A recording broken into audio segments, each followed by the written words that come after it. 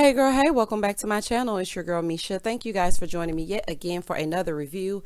Tonight we're going to be reviewing the season finale of Belle Collective. This is season 1. So it really wasn't much to it. I mean, I feel like they could have went out with more of a bang, but honey, I don't think I'll be back for season 2. Here we go. So it picks up where they left off. Marie is walking in with her mystery guy, and so Leticia is acting like she's hyperventilating for whatever reason, saying this isn't her husband. Oh my gosh, where's her husband? Girl, nobody care about Cedric in his psychedelic suits, wherever he is in Aruba or wherever. Please let him stay there, honey. That is her personal business. So they sit down. Leticia still being all extra in this prom dress, acting like she can't breathe. And so her husband was like, "Oh, take a deep breath." And I'm like, "Leticia, you act like you kind of like him, honey. The way you acting like you never seen a man before." And so then he was like, she was like, "No offense to you, excuse me, Glenn, but you're a handsome man. But where's Cedric?" Marie was like, "Girl, ain't nobody worried about Cedric but you. Okay, I'm not checking for Cedric. I'm happy. Who is that, honey? Who is that man? I don't know that man." Marie was like, "I don't know who that is." And why would you ask her that out loud in front of everybody? You wait and pull her to the side and say, "Girl, I mean, what's going on? Because that's not Cedric." And then ask her, don't do it right there. That was so tacky. And then so the dude was like, "What made you, lose your breath, honey? Beyonce, Destiny's Child. Can you keep up? Baby boy, let me lose my breath." Honey, why did you lose your breath? And Leticia was like, he was like, "Cause I went to school with Marie, back in the day." And he was like, "I played in the professional basketball for several years." And then Marie took a little dig on the slick at Leticia, I mean at Latrice, and she says, "He actually played in the NBA with my brother for several years. I am somebody." What does him playing in the NBA got to do with you being somebody? Child, Marie so silly. Honey, doing all that blinking with them heavy lashes on, child. Marie be blinking a mile a minute, blinking and thinking, child, thinking of how to get at Latrice. Honey, leave Latrice alone, child. She ain't bothering nobody with her essential. So after that, she asked where Cedric and all that. So Marie was like, I'm not here for Cedric, child. Go head on." So then Leticia tells them that she's struggling, and they were struggling in their marriage, and she was wanting to do more things and be more productive, but she felt like she was leaving her husband behind. And Glenn was basically asking for all the attention. So then he stands up and he says he wants to say something. So he said, "My wife was doing things. She was leaving me behind, and I wanted a contract, and I wanted 50% of whatever business dealings she had." And he said, and she offered me 51%. And Leticia was like, "Because it's not about the money. Because, Ferrish Street ain't going nowhere, girl. Honey, 51% of nothing is nothing. Child, goodbye." So then he was like, "But I want 100%. Everybody was like, "Oh my gosh." And then Latrice was like, "If you think you about to get 100% of anything, honey, that's not happening. Here go Cliff. I'm going to get 110%. I love me some Cliff. So they go back, and I already knew what he was about to do because it was just so predictable. So he was like, I want 100% of your heart." And then everybody starts screaming, "Oh my God, Black love." And he tears up those MapQuest directions, honey, because it definitely was not a contract, okay? And so he goes to the next part of the scene, gets down on one knee and reproposes to her because remember, that's what she wanted. So he reproposed to her, and everybody was like, "Oh my gosh, that's so sweet." Everyone was very happy for Leticia, and she was saying, that she was 22 when she got married to Glenn. So they've been hanging in there together for years, and I appreciate it, honey. I'm here for the longevity of it all, honey. If you can keep your man for years on years on years on end on end on end, and he's still acting up, and he's trying to get his mind right, I'm all for it, honey. Congratulations. But where's y'all child at? I ain't seen that baby since he threw him up in the air on that fake scene, child. So then we go over and we see Antoinette with Kayla and Karen, honey. They refuse to give us a break. And this goat, child, they passing around this goat like a newborn baby. So Latricia was looking cute in this scene, honey, all dressed up to sit in the living room and hold that old stinky goat. I was like, "Child, don't hold that goat looking like you looking, honey." So then they sit down. Latrice starts telling them about her launch for her hair care line. And she says it's going to be set up like an art gallery, and she can't wait for them to come and celebrate her because she's been working hard on this. Antoinette then starts speaking. She's like, speaking of invitations, I invited everyone to my sip and see. You invited Marie? Honey, after Tambria told you off and questioned your blackness, now you're trying to stick in there. Honey, I see what you're doing, Antoinette. So then she's like, I invited everyone. And then she says, the builders are building the building. Girl, oh my goodness, child. Sometimes when Antoinette speaks, honey, I don't know what she be talking about. The builders are building the building. Girl, we know. Oh my goodness. And then she said she invited David. That awkward date she had in the woods. Y'all remember? So she said she invited David. And then so Mel says, I want to see him. I need to see him. I'm like, baby, they always got Mel the Stallion in all these scenes, honey. Yes, for Mel being an intricate part of the Belle Collective. I like Mel. So she says, if she wants to be a dentist for her people, she wants the building to represent that. And I'm like, girl, you always talking about the people, but then carrying around Kaylon Karen. I'm sorry, I just can't get over how Karen acts. I just don't, that's just not my style. So then we go over to the Essential Beauty lunch party. Cliff came in dressed in his country's finest, honey. And then so Latrice came in. She came in looking cute. And so she was like, she was telling us she was the first person in her family to graduate college. She was selling hair out of the trunk of her car to start her business. And she's very proud of herself. And I'm proud of you too, girl, honey. You got it out the mud. And that's all that matters. I am very proud of you. Because Latrice, you are doing the thing, honey. Out of all of the women on here, I feel like Latrice is the most successful. Because I can see the success. I can touch the success. And I feel like it's a real business, honey. No shade to nobody, but I'm just saying. We'll see if Antoinette gets that dental practice off the ground next season, child. But I'm not going to be there, but I will hear about her getting that business off the ground. Tambria shows up. Then Leticia and Glenn show up.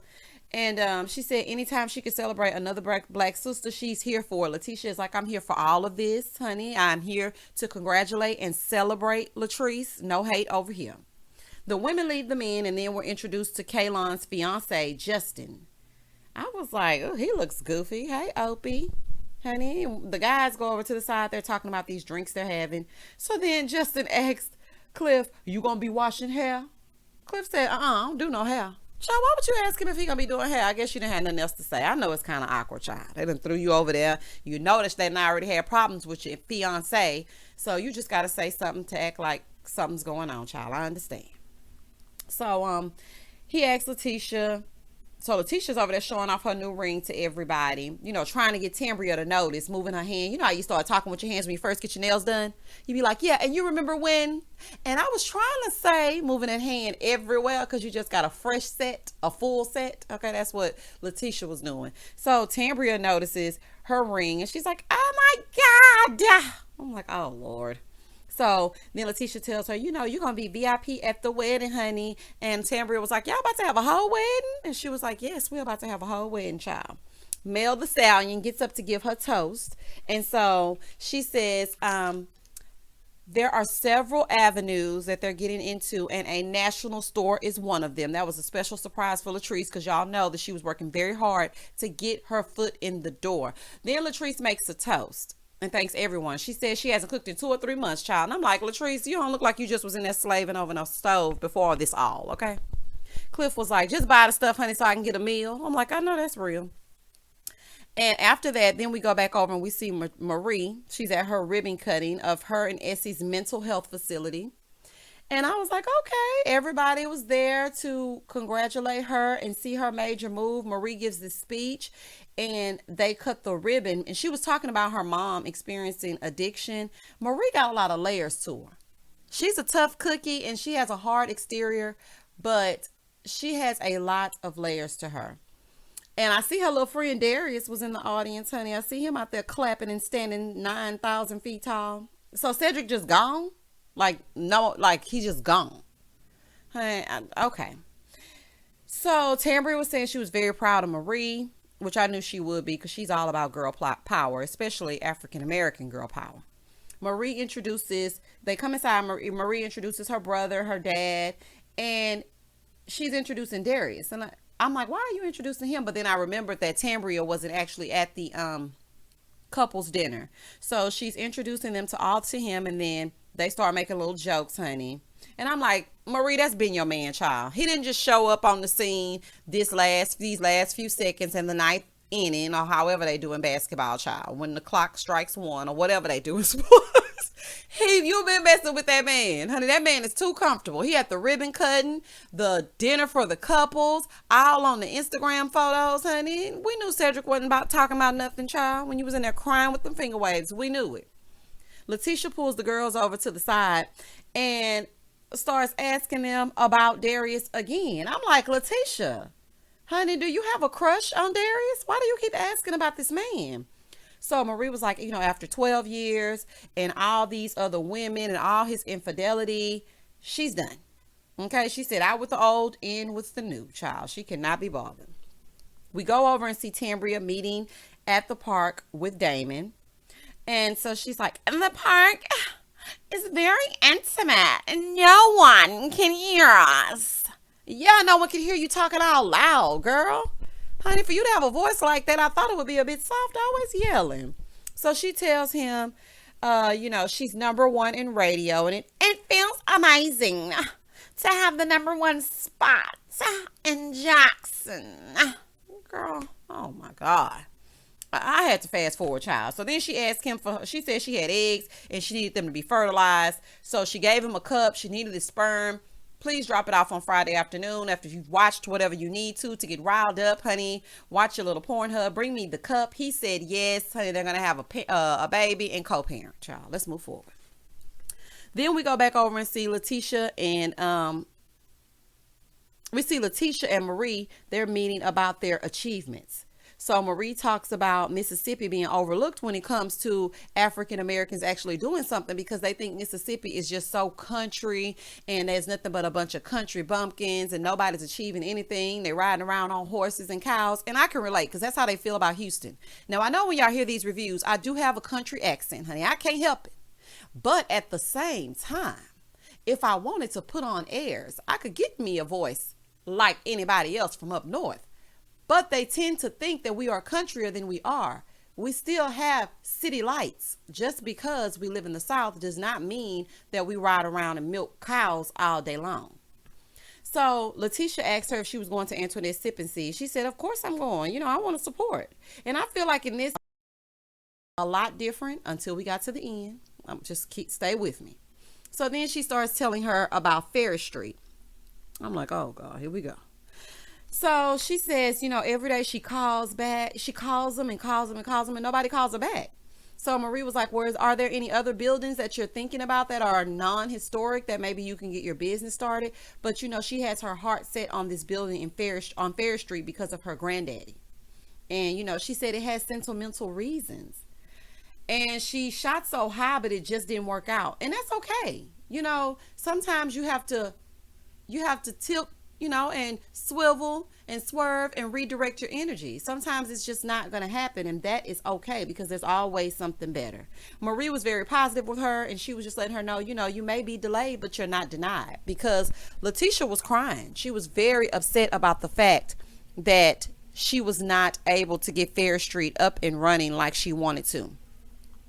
So after that, honey, they start eating their catfish, honey, and all is well, because she gave her a little pep talk and she's feeling better. But what I think it is, I feel like Leticia is seeing everyone else accomplish what they set out to do at the beginning of this season, and she's not there. And that's okay. Run your own race. Don't compete with anyone. Do you and only you, honey. That's how you succeed, child. Because, I could be in competition with other people on YouTube, but I'm not. Honey, it's a community. It's room for everybody. Child, it will be all right. Now they're at Antoinette Sip and See, honey. That wig's still sitting wrong. It's not finished, but she pieced it together well enough to throw a party, child. David shows up with flowers and gives them to her. And she's like, oh my God, he has no idea how good it felt that he showed up. He'll never understand how much this means to me. Kayla and Karen shows up with something, child. I can't even remember what she said. It was something about yoga. I act like I don't even hear her when she speaks, honey. All I hear is wah, wah, wah, wah, wah, wah, wah. Just call her Charlie Brown's teacher, child. Then Leticia and Glenn get there. Mel shows up next, Mel the Stallion. Then Tambria hopped out the Maserati, honey. I was like, yes, Tambria. Show them, honey. Show them what hard work will do for you. So Latrice comes in, honey. Here she come with the shade. It's exactly how I imagine it will be for the sip and see. Not finished. Latrice. Don't do that. Don't be that girl, honey. Don't be shady. She was like, but I see paint on the walls and logos, and I see her happy in this moment. You know, that's all a sister could ask for. I'm like, yeah, that's all they could ask for, child, honey. Because at first we kept seeing sticks, and now she got some plaster and some boards up, honey, so we're good. So Antoinette starts to give this speech, and she says like 50 times, and I'm like, okay, girl. She was like, y'all can't use the bathroom, so honey, y'all can't pee, so hold your liquor. Don't be drinking all that liquor because it ain't no toilet up in here. And she was just saying that she's very proud of it and that this is all she ever dreamed of. Leticia said that even though she said stuff about her brunch, that she was proud of Antoinette. And see, that's how it's done, Antoinette. Even though you were talking out the side of your neck about Leticia and her brunches, she was still there to support you without the shade. Marie gets there, Antoinette fake behind. Oh, hey! Marie was like, hey, beautiful. Then they come in holding hands. I'm like, Antoinette, what is wrong with you? Girl, okay. Antoinette takes Kaylon and Latrice to the side to let them know that she invited Marie. They already knew that because you told them that when y'all were all sitting together. Marie said she feel no kind of way because Leticia was like, oh, how do you feel seeing Kaylon and Latrice? Marie was like, no kind of way, honey. Dust. I don't even see them. Child, please. Honey, and she can't see them because the lashes too heavy, child. So she's like, I am capable of going off, but as a businesswoman, I can't conduct myself like that in the community. And that is true, Marie. I am happy that you are coming to terms with the fact that you cannot act up every time someone says something to you that you don't like. You're going to have to learn to conduct yourself as a businesswoman. So Antoinette is outside talking to Kaylon, Karen, and Latrice, telling them that she invited Marie and that she knows both of them have a problem with her, have had a problem in the past. Antoinette said she wanted to extend an olive branch to Marie. So Leticia was like, well, she might get a hey girl and a hair flip, honey. She was like, because when I flip my hair, it's going to be on. Girl, you ain't about to do nothing, honey. I ain't going to bust a grape, child. Latrice, you a sweetheart, honey. You ain't about to do nothing. So she was like, and I'm dressed in all black because they are dead to me. I'm like, not giving us a little Portia Williams tease. Y'all remember on the Real Housewives of Atlanta season 8 when Portia had that all black on and she had that hat? She was like, me and my hat. Dressed to dead these bitches. Y'all remember that? Honey, Latrice said, just call me P. Willie, honey. So Antoinette's dad is on the FaceTime and she's showing him all the people and they're waving at him. And he was so impressed, smiling from ear to ear. And I wonder where her mom is because I never heard her talk about her mom. Or maybe I missed it. But okay, that's just a side note. Leticia calls the girls together to tell them about Ferrish St. And I'm like, girl, this is somebody else's event.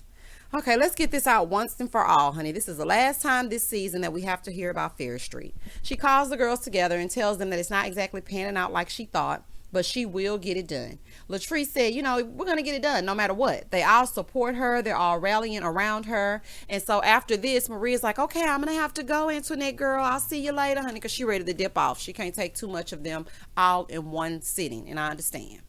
Latrice being the bigger woman. Now, this is where Marie messed up. Marie, honey, I'm speaking directly to you. This was a fool what you did at the end. You could have ended on a higher note. Latrice grabs Marie by the hand to talk to her. And Marie was like, I wonder why she grabbing me by the hand. To talk and be the bigger person and squash this beef that y'all have over this hair that's probably not from her vendor.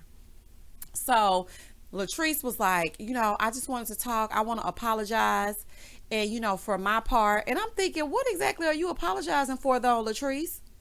This is the thing. Marie came at her in the most inopportune time, claiming that this product that was trash is hers and a product of her brand, and that wasn't cool. And she was just defending herself. And I don't think she said anything to her since. Maybe behind her back, but she hasn't said anything to her. And so then Marie says, well, my intent was not to tarnish your brand. And, going forward, I feel like it's a teachable moment for you and for me. And then she said, you know who you remind me of? You remind me of my younger self. And we can't be acting like that. Girl, what? Honey, what are you talking about?